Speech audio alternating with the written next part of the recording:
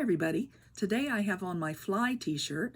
That stands for Forever Loving You, and this was the theme of our 2013 Vacation Bible School. This morning I asked a question of the Disciple Training Camp kids when I was on Zoom with them, and I'd like to ask you this question. When have you ever been up in the air? Well, the kids this morning said that they had been. Some of them have been in an airplane. I said I've been on an airplane in the air, and I've also been in a hot air balloon. So what other ways maybe have you been up in the air? I also thought about a time it seemed I was very far up in the air when I was at the top of the World Trade Center in New York City. Maybe you've been up in the air on an amusement park ride, a roller coaster, or a Ferris wheel.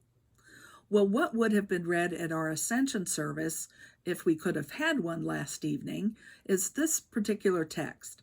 Now, Pastor David might use it on Sundays instead of the regular Sunday lesson, so we'll have to watch the Sunday service on YouTube to see what service or what lesson he uses for that service.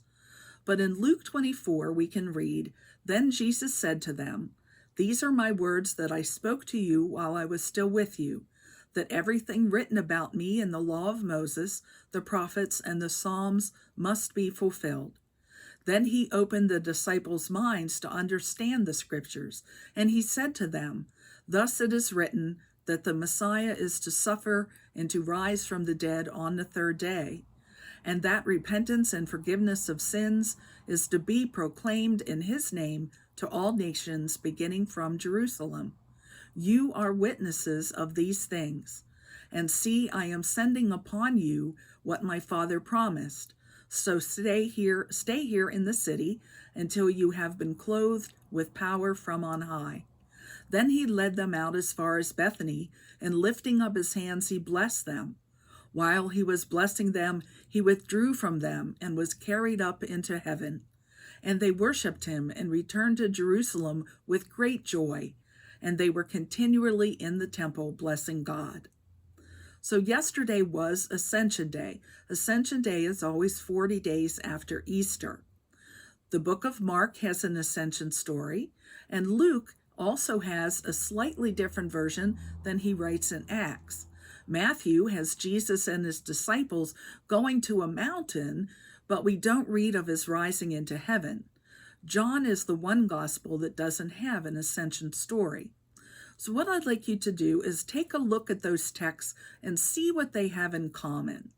They are Matthew 28, 16 through 20, Mark 16, 14 through 20, Luke 24, 44 through 52, and Acts 1, 6 through 11. Now, if you couldn't get those all written down, don't worry. I'll put them in our email for today, too.